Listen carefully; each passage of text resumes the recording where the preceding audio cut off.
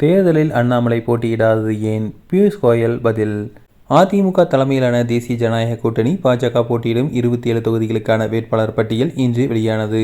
மயிலாப்பூரில் தமிழிசை சவுந்தரராஜன், அவனாசியில் எல்முருகன், கோவை வடக்கில் வானதி ஸ்ரீனிவாசன், சாத்தூரில் நயினா நாகேந்திரன், விளவங்கோடு தொகுதியில் எஸ். விஜயதாரணி ஆகியோர் போட்டியிடுகின்றனர்.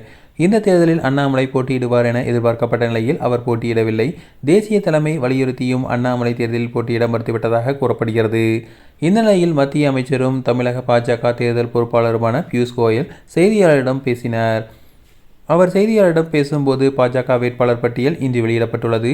தமிழக மக்களுக்கு சேவை செய்யும் நோக்கில் வேட்பாளர்கள் அறிவிக்கப்பட்டுள்ளனர். பாஜக வேட்பாளர்கள் அனைவரும் அமோக வெற்றி பெறுவார்கள் என தெரிவித்துள்ளார்.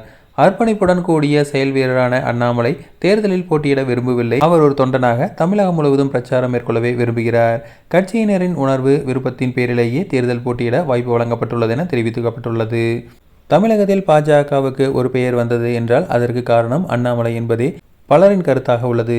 வரும் தேர்தலில் பாஜக 27 தொகுதியில் எத்தனை தொகுதியில் வெற்றி பெறும் என்பதை பொறுத்திருந்து பார்க்கலாம்.